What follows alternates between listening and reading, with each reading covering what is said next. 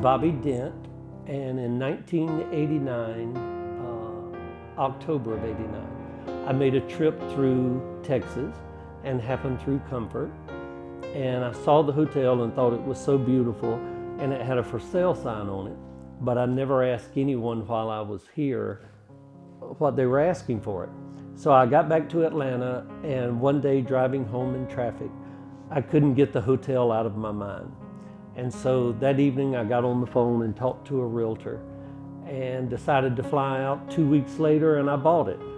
So I quit my job, loaded up 2 dogs, and drove to Texas not knowing a soul here, and started running the Faust Hotel. At the time it was called the Comfort Common. And I came in April of '90, and I owned it 22 years until I sold it in 2013. My name is Brian Truesdell, and I bought the hotel 5 years ago. Originally it was called Hotel Faust. And the reason I bought the hotel was because it was one of the few properties that I'd ever seen that was all original. Everything was originally here from the 1880s and 1890s.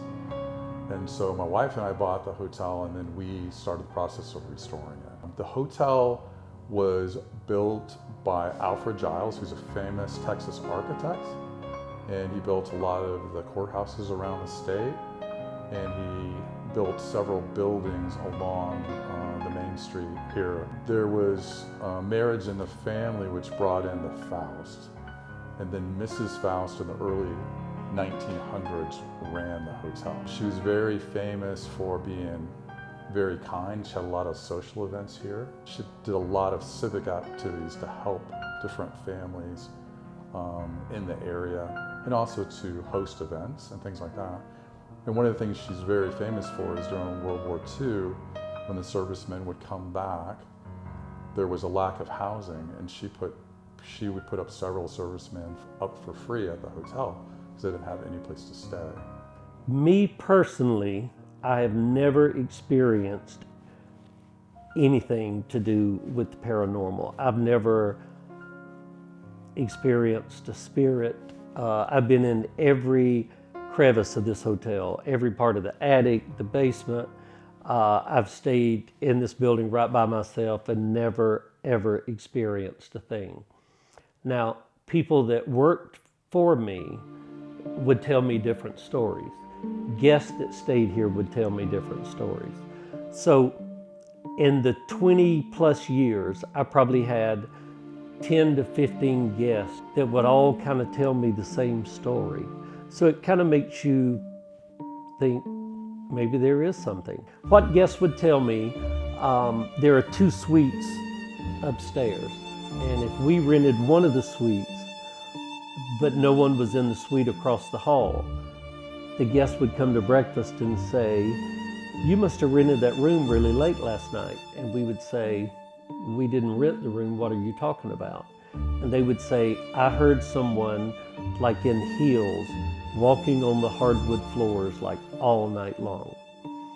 And then they would say they could hear coat hangers being slid on a rod in a closet.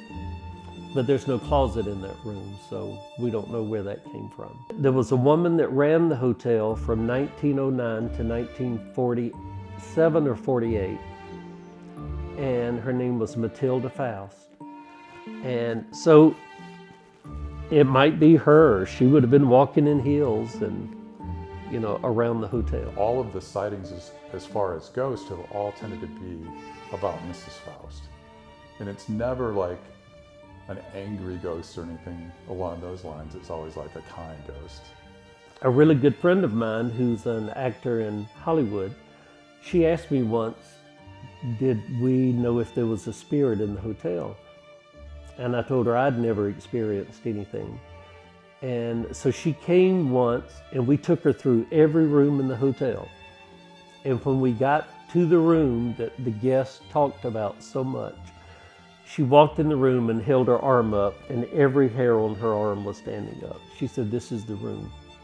And it was. She said it was not a evil spirit she didn't feel, that it was just a spirit in the hotel. And in the carriage house in the back, there are 2 guest rooms on each end of the dining room. And a couple of times, guests that would stay in either of those rooms would come to breakfast and say, "My, y'all move furniture in here all night."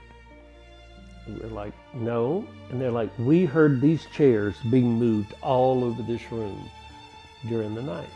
No one was in there. The chairs were in the exact same spot we left them. But the guests could hear it in their rooms like furniture was being moved in that dining room. Several of the employees, when they would be cleaning the room or making the bed, they would feel like someone was watching them while they were in the room. I heard that from several different employees. Anyway, those are just some of the stories the guests told me. But it would be the same story, guest after guest, years apart. So it makes you think there might be something to it.